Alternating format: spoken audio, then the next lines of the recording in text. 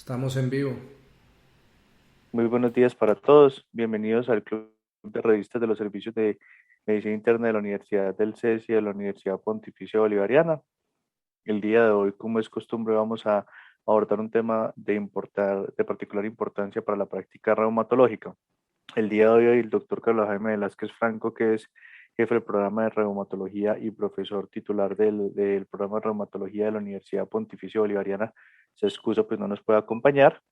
Sí nos acompaña el doctor Sebastián Herrera. El doctor Sebastián es médico reumatólogo, trabaja en Arete Médica, es reumatólogo de la Clínica de las Américas y trabaja en su consulta particular y es además un famoso de la eh, ecografía y es autor de las guías Panlar de Lupus. Nos acompañan también distintos médicos que siempre están pendientes y están al lado de nosotros en los clubes de revistas. Está la doctora Diana Cristina Varela, que es la fellow del programa de reumatología médica internista y magíster de epidemiología, y nos acompaña el doctor Santiago Saldarriaga Betancur, que es presidente del programa de reumatología. Mi nombre es Miguel Mesa, soy médico reumatólogo, trabajo en la Clínica Bolivariana y soy profesor asociado de la escuela de la Universidad Pontificia Bolivariana y trabajo en mi consulta privada. Y el día de hoy nos está acompañando la doctora Emily Chair, que es la fellow del programa de reumatología nos está acompañando desde la ciudad de Arequipa y es para nosotros un placer entonces cederle los micrófonos y darle la más cordial y calurosa bienvenida. Doctora, tiene usted el micrófono. Buenas tardes, doctores. El día de hoy, como mencionó el doctor Mesa, vamos a hacer el club de revistas con, con la revisión titulada Normalidades de la capilaroscopía del pliegue unguial correlacionados con la actividad de la enfermedad en adultos con dermatomiositis. Bueno, este es un artículo de la revista Frontiers in Medicine de agosto, publicada en agosto del 2021. Bueno, solamente para resaltar lo que es los objetivos del estudio, fueron determinar la relación entre la actividad de la enfermedad en pacientes adultos con dermatomiositis y otros biomarcadores de actividad de la enfermedad como proteína C reactiva y creatinquinasa y la videocapilaroscopía pliegue. Ya.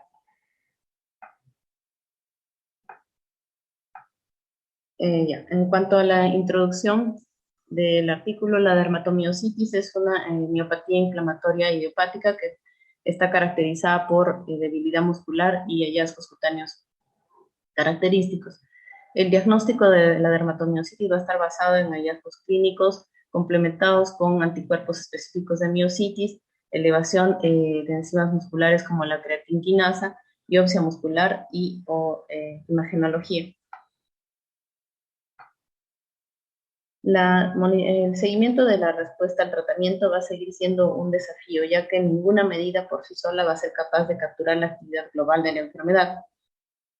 El Grupo Internacional de Evaluación y Estudios Clínicos de Miositis, que es el IMAX, ha desarrollado un conjunto básico de criterios de respuesta al tratamiento y actividad de la enfermedad.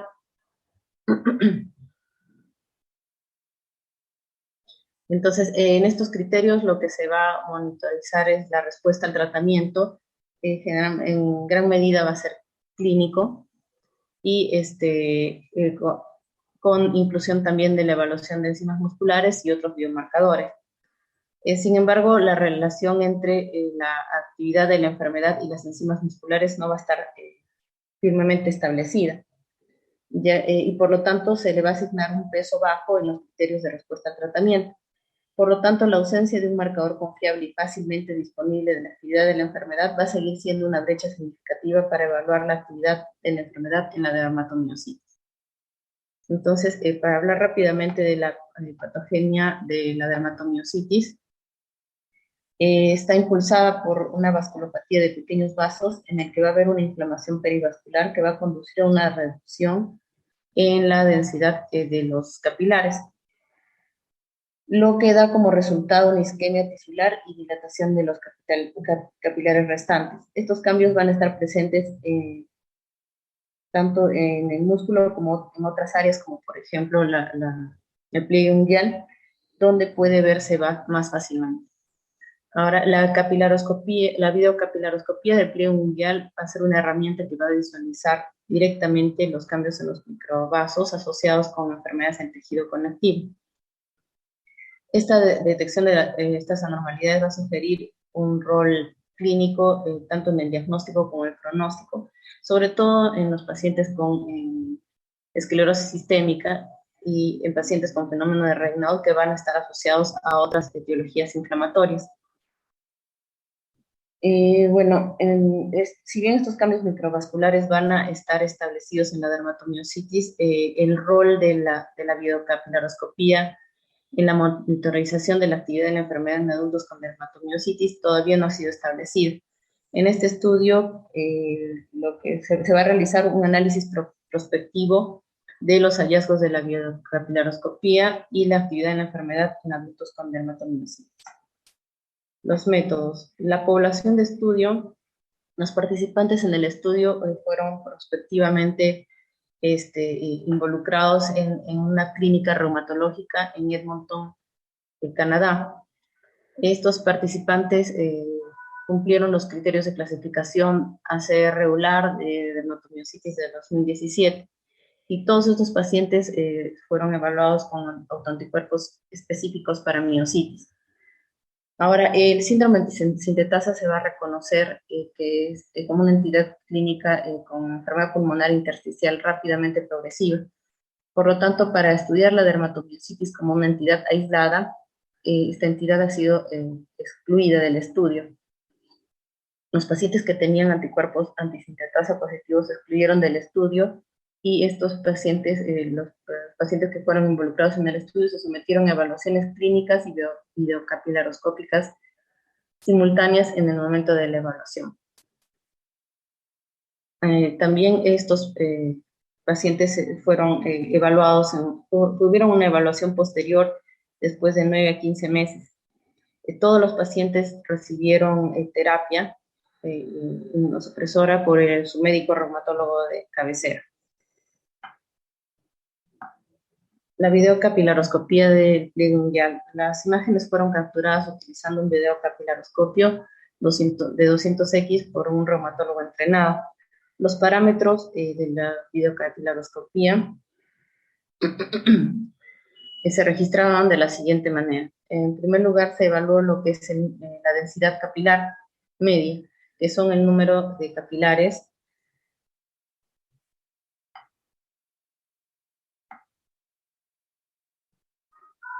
de capilares por milímetro promediado sobre 8 dedos.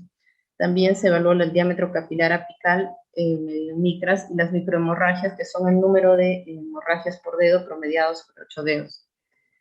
En cuanto a las medidas clínicas, se utilizó el score MITAX, que es un score que mide lo que es la actividad de la enfermedad, que tiene 7 dominios: cutáneo, muscular, constitucional, esquelético, gastrointestinal, pulmonar y cardiovascular.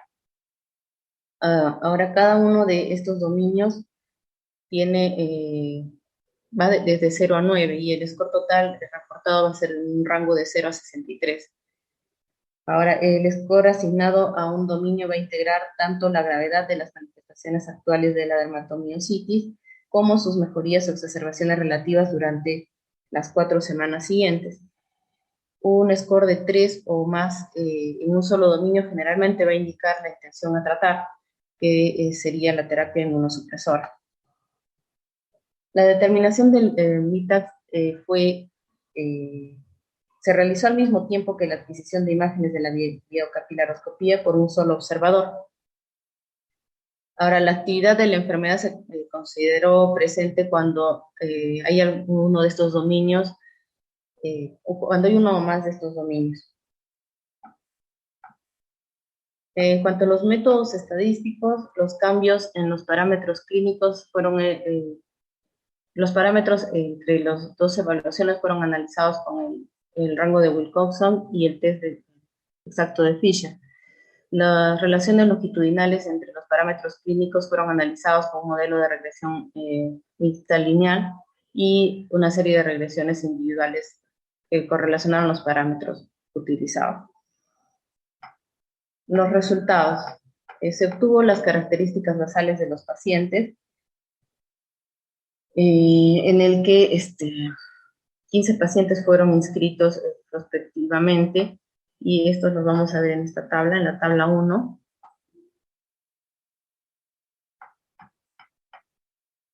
En el que vamos a ver que la cohorte fue predominantemente de sexo femenino, con 93%, con una mediana de edad de 52 años, y los pacientes, la duración de la enfermedad fue de 0 a 4.8 años. Después vamos a ver que la mayoría de estos pacientes recibieron terapia inmunosupresora. Decimos la mayoría porque al inicio del estudio 2 pacientes no estaban sin terapia inmunosupresora. Ahora el score, el MITAX, es el score que, como comentamos anteriormente, mide la actividad de la enfermedad. Al inicio del estudio estuvo en 8.5, que como vemos indica que la mayoría de pacientes tenían actividad de la enfermedad en curso que requería terapia inmunosupresora en al menos uno de estos dominios. Ahora, en cuanto al compromiso de órganos, vamos a ver que la actividad cutánea estuvo presente en el 80% de los pacientes al inicio del estudio, el compromiso muscular en 67% de pacientes, el esquelético en 47%, el constitucional en 80%, y por último el gastrointestinal en 20% y el pulmonar en 13%. Ahora vamos a ver que en cuanto a los valores de lo que es la creatinina quinasa de la CK, estuvieron al inicio del estudio en un promedio de 233. Esto fue debido a que fue un promedio un poco variable debido a que hubo un paciente que tenía la CK más de 2000 y bueno, esto fue el resultado que al final se obtuvo. Ahora, de estos 15 pacientes, al inicio en la evaluación 1, los 13 pacientes fueron sometidos a una segunda evaluación y con un intervalo de seguimiento que fue de una duración media de 12 meses, un rango entre 9 a 15 meses, en el que los pacientes recibieron terapia inmunosupresora. Ahora vamos a ver que la actividad de la enfermedad fue medida por MITAG y fue significativamente menor en comparación a los hallazgos encontrados al inicio del estudio. También vamos a ver que menos pacientes tenían enfermedad muscular activa, que hay también una diferencia significativa en lo que es la evaluación 1 con la segunda evaluación. Después también vamos a encontrar otras manifestaciones. También se han visto que las otras manifestaciones también se vieron que estuvieron disminuidas en la segunda evaluación, pero no fueron estadísticamente significativas. Ahora vamos a otro hallazgo. Bueno, eso en cuanto a los hallazgos de las medidas clínicas.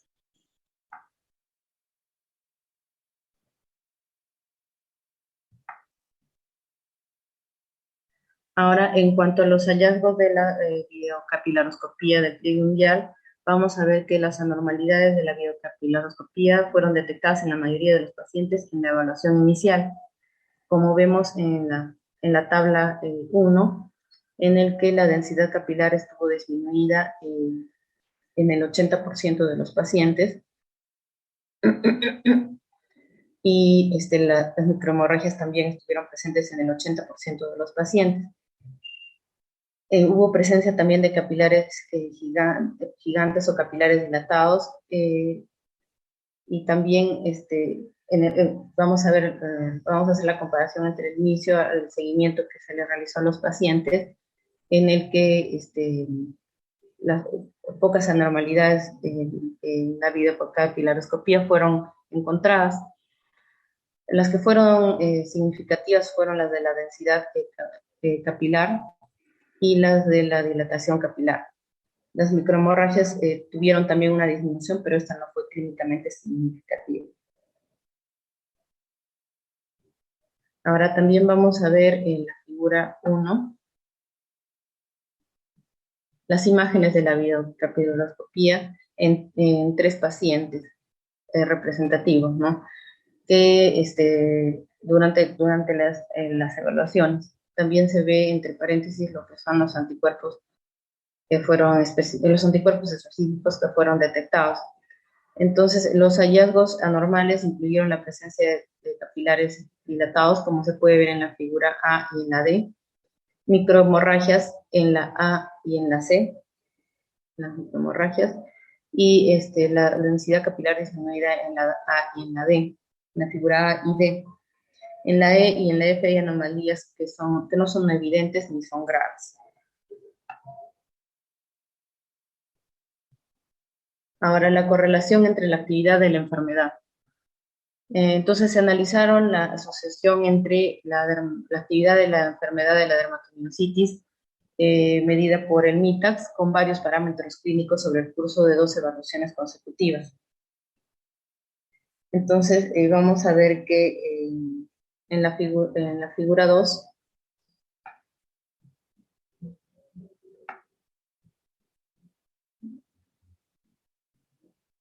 se observa la correlación entre las medidas de los capilares del fluido unguial y el score MITAX. En los ejes Y vamos a ver la actividad de la enfermedad medida por MITAX y en el eje X va a estar presente la medición de la densidad capilar, las microhemorragias, los diámetros capilares, los parámetros laboratoriales de CK y de la PCR. Entonces vamos a ver que las evaluaciones individuales son las que se ven en gris, mientras que las evaluaciones, las líneas ajustadas generales son las que van a estar en negro.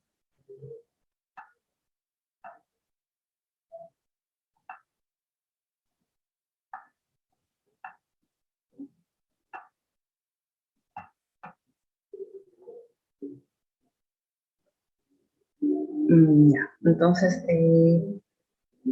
para caracterizar la relación entre las anormalidades de la biocapilaroscopía y la actividad de la enfermedad, se utilizó modelos de regresión lineal mixta con parámetros de estos hallazgos, de los parámetros de la biocapilaroscopía y limitas. Entonces, como resultado se obtuvo que la densidad capilar estuvo independientemente asociada con la actividad de la enfermedad, mientras que el diámetro apical y las microhemorragias no lo fueron. Finalmente, también se examinó la asociación entre la densidad capilar y los componentes individuales del MITAX. Vamos a ver que esto a lo largo del tiempo, ¿no? Y además de la asociación con el MITAX global, hubo una asociación significativa entre la disminución de la densidad capilar y la enfermedad y la presentación de la enfermedad tanto cutánea, muscular y constitucional. La discusión. La presencia de anormalidades microvasculares incluye microhemorragias, capilares gigantes y capilares ausentes. Estos hallazgos fueron descritos en la dermatomiositis. Estas anormalidades son dinámicas y cambiantes durante el curso de la enfermedad. Los pacientes con dermatomiositis cuya enfermedad fue menos de 6 meses, tuvieron más capilares ausentes y capilares gigantes que aquellos que tenían un tiempo de enfermedad de más de 6 meses, sugiriendo que los cambios microvasculares pueden resolverse con el tiempo. Ahora, múltiples estudios demuestran que la presencia de microhemorragias y la disminución de la densidad capilar puede mejorar en el tiempo, en el curso del tratamiento.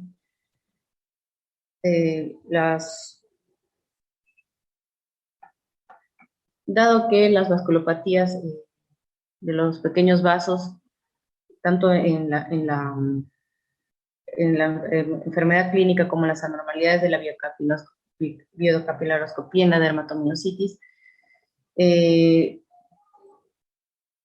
igual, ¿no? Lo que hacen es correlacionar la actividad de la enfermedad con estos hallazgos de la biocapilaroscopía. Estos estudios fueron vistos en varios reportes en los que hubo asociación entre las anormalidades microvasculares y la actividad en la enfermedad en la dermatomiositis. Varios estudios fueron reportados en asociación con múltiples anormalidades de la biocapilaroscopía y la actividad global de la dermatomiositis. Sin embargo, también hubo otros estudios transversales, como por ejemplo este que indican aquí de 50 pacientes, en el que se encontró anormalidades de la biocapilaroscopía que fueron significativamente asociadas con actividad específicamente muscular, ¿no? Y solo marginalmente con actividad global de la enfermedad. Ahora también hay varios estudios que no muestran esta relación de los hallazgos anormales de la biocapilaroscopía con la enfermedad, con la actividad de la enfermedad. Uno de estos estudios, por ejemplo, en 27 pacientes, demuestra que no hubo relación de la actividad de la enfermedad con de los hallazgos con la dermatomiositis, sino con anormalidades electromiográficas. Igual indican con otros dos estudios. Ahora también hay estudios que muestran resultados variables en adultos con dermatomiositis, en el que la relación de las anormalidades de los capilares del pliego unguial y la actividad de la enfermedad fueron establecidas. Estos estudios sobre todo fueron en dermatomiositis juvenil, como por ejemplo este estudio prospectivo de 92 pacientes con dermatomiositis juvenil que se siguieron en un periodo de 5.5 años y demostraron una fuerte correlación entre la densidad capilar y la actividad de la enfermedad, tanto muscular como de piel.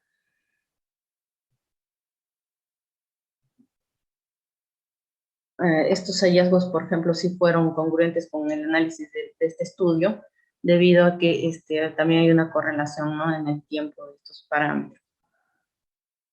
Ahora, también la presencia de múltiples anormalidades capilares fue encontrada en asociación con un diagnóstico un diagnóstico en el que se encontró también enfermedad pulmonar intersticial, ¿no? Se correlacionó lo que son los capilares agrandados con la presencia de compromiso pulmonar. Estos generalmente fueron asociados a un análisis de pacientes con anticuerpos positivos MDA5 y síndrome antisintetasa. Pero esto no se pudo ver en este estudio debido a que los hallazgos de compromiso pulmonar fueron escasos, ¿no? Ahora también mencionan lo que es la CPK, que es un marcador de daño muscular y frecuentemente medido durante el diagnóstico y el seguimiento de dermatomiositis. Sin embargo, en comparación con otras miopatías inflamatorias, la elevación de CK en la dermatomiositis no es muy llamativa, ¿no? Es generalmente modesta.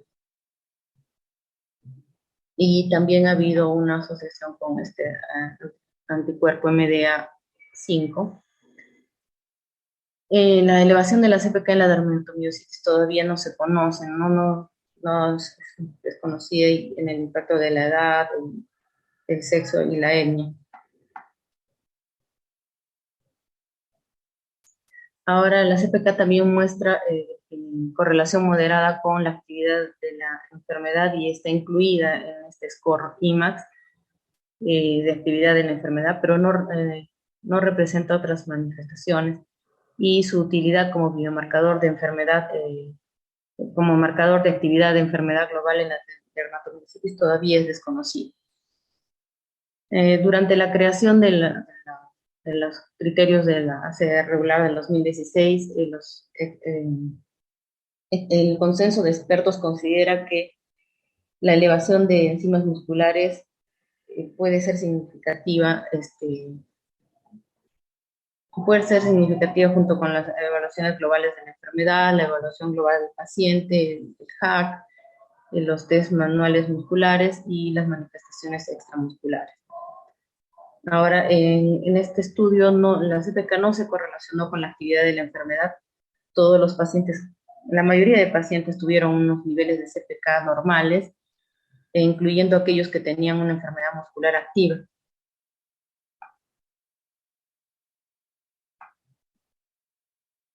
Pocos marcadores bioquímicos son usados clínicamente en el seguimiento de la dermatomiositis. Dentro de ellos, la PCR es la que está detectada más comúnmente en pacientes con dermatomiositis, y esta se correlaciona con la presencia de enfermedad pulmonar intersticial, pero no está encontrada en lo que es la actividad, no está relacionada con lo que es la actividad global de la enfermedad. En este estudio tampoco no hubo relación entre la actividad de la enfermedad y la elevación de la PCR, y la utilidad fue limitada como parámetro, como parámetro clínico, ¿no? Ahora, las limitaciones de este estudio, si bien tiene la ventaja de que es prospectivo, muestra la relación longitudinal entre los hallazgos biocapilaroscópicos y la actividad de la enfermedad global, también tiene importantes limitaciones, ¿no? Como que es un diseño de un solo centro y también el pequeño tamaño de la muestra. Las conclusiones. Los cambios microvasculares están presentes en adultos con dermatomiositis y son dinámicos sobre el tiempo. La densidad capilar disminuida está fuertemente correlacionada con la actividad global de la enfermedad y están medidas por MITAC. Y también tenemos otros marcadores bioquímicos tradicionales como la CPK y la PCR. Las evaluaciones longitudinales de la biocapilaroscopía representan tanto una medida barata como una medida no invasiva de actividad de la enfermedad en los pacientes con dermatomiositis. Sin embargo, se requiere un mayor número de pacientes para poder establecer una relación entre los hallazgos de la biocapilaroscopía y, y manifestaciones, por ejemplo, en el caso de lo que es la enfermedad pulmonar intersticial, que fue hallada en pocos pacientes en este estudio. Eso sería todo. Muchas gracias.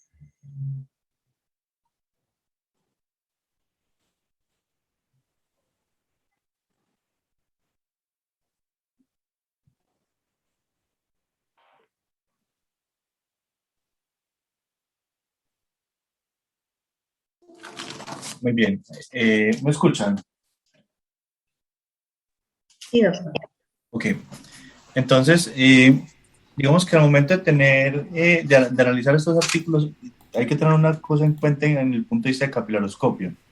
La capilaroscopia está claramente descrita para esclerosis sistémica, donde el componente fibrótico es dominante y por lo tanto los cambios en la capilaroscopia tienden a ser irreversibles. No obstante, hay algunos reportes con Bosentan que muestran alguna reversión del patrón.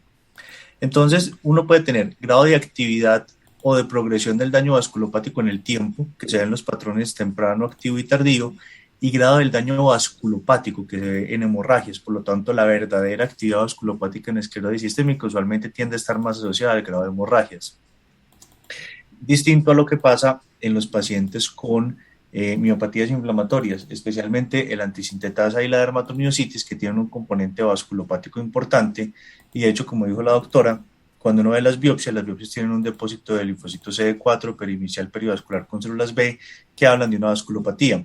Y como ya hemos visto incluso en el club de revistas, aún en la misma esclerosis puede haber una miopatía de origen eminentemente vasculopática. Entonces, la correlación entre el compromiso cutáneo y el compromiso muscular parece ser establecida, o por lo menos relativamente establecida, pero al parecer no es lo mismo el control del componente muscular, que es lo que se relaciona de la CK, con el resto del componente vasculopático, que a veces vemos en la práctica clínica, que es difícil de controlar.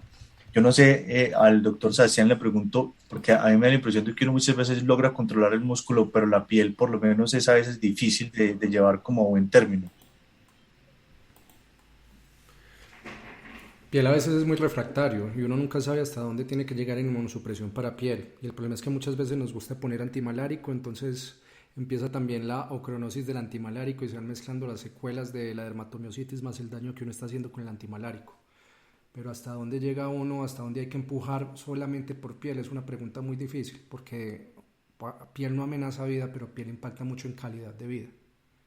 Y Es realmente verdad, y los desenlaces pues a la gente pues apenas estamos teniendo estudios aleatorizados para inmunoglobulina y piel no fue un desenlace muy importante que digamos me interesó mucho, era fuerza, muchas otras cosas antes que piel. Entonces, eso que dices es muy importante porque digamos que nosotros tenemos una forma para ver el órgano que usualmente ha sido más importante, que es músculo, pero piel que no es tan importante para el médico, pero que es devastador para los pacientes, a veces no es tan fácil de controlar. Entonces, lo interesante de este estudio tiene varias cosas. Lo primero, evidentemente es un solo sitio, evidentemente tienen pocos pacientes, pero encontrar dermatomiositis pura sin compromiso pulmonar por un antisintetasa sobreagregado es difícil, no es tan fácil de tener esa cantidad de pacientes. Y lo segundo es que ellos hacen muy bien a la hora de separar los pacientes con miopatía tipo dermatomiositis versus antisintetasa, porque realmente los cambios capilaroscópicos son diversos. El doctor Santiago de pronto sabe cuál es la diferencia capilaroscópica entre antisintetasa y dermatomiositis. No, señor. La doctora Diana Varela. Los capilares arborescentes. Entonces, eso que dice la doctora Diana es muy importante porque al parecer la dermatomiositis pura hace mucho cambio de megacapilares, hemorragias, pero no hace tanto arborescentes, mientras que la antisintetasa no sabemos si es por el tipo de vasculopatía que es distinto del de la dermatomiositis pura, tiende a tener un componente con capilares arborescentes muy importante. Entonces, eso es muy interesante porque ellos tenían que separarlo de la antisintetasa para poder solucionar la pregunta de si en dermatomiositis produce o no produce. Y lo interesante de este artículo es que al no tener fibrosis, los cambios en número de capilares y en otras alteraciones pudieran ser reversibles y no necesariamente tenemos que ver esos cambios de capilares arborescentes o de desorganización o de pérdida de la arquitectura, quizás porque el proceso angogénico es un proceso más organizado. Esto pues evidentemente son elucubraciones, pero me parece a mí que es una explicación bonita y elegante de por qué los cambios aquí sí pueden ser reversibles y por qué aquí el número de capilares y demás sí puede ser un indicador de actividad. Entonces, yo le quisiera preguntar al doctor Santiago qué opinión le merece el estudio, una breve posición de él. Profe, en primer lugar, me parece muy interesante la aplicación de las capilaroscopias en otros escenarios. Realmente solamente lo conocía en esclerosis sistémica, pero como usted lo indica, ante el componente vasculopático, pues también se podría tener la aplicación en esa enfermedad. Entonces, el primer punto es como resaltar la utilidad de la capilaroscopia en otros escenarios a partir de otros escenarios diferentes pues, de la esclerosis. Y en segundo lugar, pues quiero resaltar la densidad de los capilares, pues como muy bien lo describe este estudio, en la correlación con la dermatomiositis. Entonces, pues, en primer lugar, no conocía la otra aplicación de capilaro en esta dermatomiositis y resalto entonces la densidad de capilar como el ítem a resaltar en la capilaroscopia de sus pacientes. Me pareció muy interesante. Doctora Diana, ¿usted qué opinión tiene? Pues a todos los que estamos poquito a poquito aprendiendo capilaroscopia, me parece que aporta en muchas cosas, pues apenas en toda la información que se está construyendo. Definitivamente nos muestra el compromiso microvascular por esa presencia de microhemorragias y pues es eso. Muy bien, muy bien. Sebas, ¿tú qué opinión tienes con respecto a este estudio? ¿Qué sabor te deja al final? Es un estudio para lanzar hipótesis, es interesante, pero pues todavía muy pequeño, sino que es una población muy seleccionada en una patología infrecuente. Entonces, bacano, bacano, pero obviamente no es el estudio para uno decir que le vamos a hacer capilaroscopia a todas las dermatomiositis. Es un estudio para que a punta de multicéntricos y colaboraciones se siga expandiendo para ver la real utilidad, que parece que sí la hay. Yo creo que lo que dice Sebas es verdad, o sea, sirve para generar hipótesis, sirve para pensar a futuro en nuevos estudios. Yo creo que uno en la práctica clínica sí podría tener, por ejemplo, una capilaroscopia basal en los pacientes con dermatomiositis o con antisintetasa, como para tener esa información. Y si después en el futuro llegara a necesitar una comparativa, tenerla. No, como dice Sebas, no no sé en qué momento, no sé en qué punto, realmente esa información no se sabe. Pero uno diría, pues no sé, sabes tú qué opinas, pero uno dice, si esto tiene probabilidad de volverse relevante en el futuro, tengamos como un basal de pronto los pacientes para después, si necesitamos comparar, tener con qué. Pero pues, más pensando a futuro con la información que vaya a salir que con lo que este estudio puntualmente aporta. Sí, más que tiene la ventaja de que es algo que es no invasivo, entonces no le vamos a hacer daño, pues a no ser que el paciente sea alérgico al aceite, no le vamos a hacer daño. O alérgico Entonces, o al traumatólogo. sí, o alérgico al reumatólogo no le vamos a hacer daño. Entonces, si alguien con este estudio dice, me da la idea de que quiero empezar a hacerle capilaroscopia a mis pacientes y tener un basal para por si de pronto en el futuro, pues realmente va a ser interesante, va a ser un registro que va a ser valioso, que no le va a hacer daño a los pacientes, entonces sí valdría la pena tener un basal. Porque es que la sensación, o sea, la hipótesis que montaría para acá no sería una hipótesis para decir es que la capilaroscopia no sirve. Una acá la hipótesis sería, creo que la capilaroscopia sirve, venga, veamos a ver, tengamos más pacientes y más números. Sí, yo creo que lo que dices es muy importante. Hay estudios que son importantes porque cambian la práctica, hay estudios que son importantes porque nos enseñan cómo se hacen las cosas, hay estudios que son importantes porque nos enseñan cómo no se hacen las cosas, y hay estudios como este que tienen importancia es porque nos indican hacia dónde van a ir las cosas, como dicen los gringos, down the pipeline, o como dirían otros, corriente arriba. Esto está todavía muy corriente arriba, no sabemos dónde va a terminar, pero nos indica un área de posible expansión del conocimiento a la que hay que estar echando un ojito. A la doctora Emily le estamos muy agradecidos por la presentación del artículo, al doctor Santiago, la doctora Diana, Sebas, como siempre, muy agradecidos siempre por la participación. Yo creo que pues esto es todo lo que nos da el estudio, son datos interesantes que los revisamos. Esperamos que nos acompañen para la próxima semana para la realización de otra revisión de otro estudio, y sin nada más que decir, los dejamos con un gracias totales. Hasta luego, buenas noches. Hasta Gracias, luego. gracias. Hasta Chao. luego. Hasta luego, muchas Gracias, gracias. gracias a ustedes. Hasta luego.